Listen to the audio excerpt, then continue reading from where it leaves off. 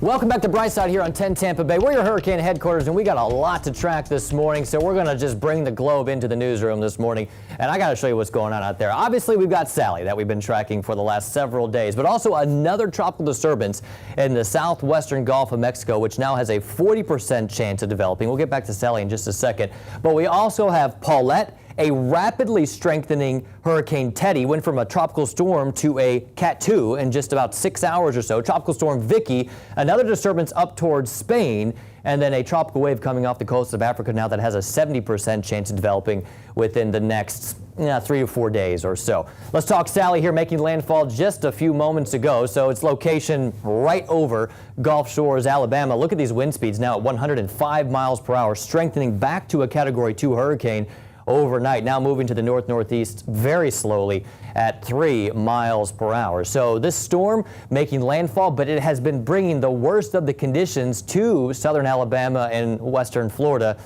for the last couple of hours. So yeah, made landfall right around 6 o'clock this morning. Minimum central pressure of 965 miles per hour with sustained winds of 105 miles per hour. There's the eye wall to the north, and right over Gulf Shores is where the center of the storm is. The relative calm with just some light rain falling over Gulf Shores, Alabama right now. Pensacola seeing wind gusts up around 60 or 90 miles per hour.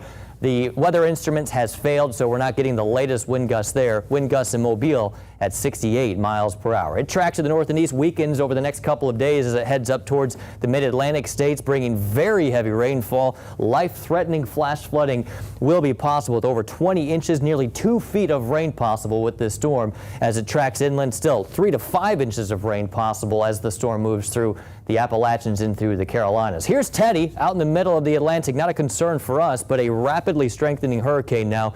Wind speeds at 100 miles per hour. Cat 3 tomorrow, could be a Cat 4 by Friday. Bermuda is going to have to watch this one closely because by Monday, even though it weakened, still a strong Cat 2 with wind speeds of 110 miles per hour. Paulette, not a concern for us either, though it does take an interesting dive to the south. Still no concerns with Paulette as it stays over the open waters of the Atlantic.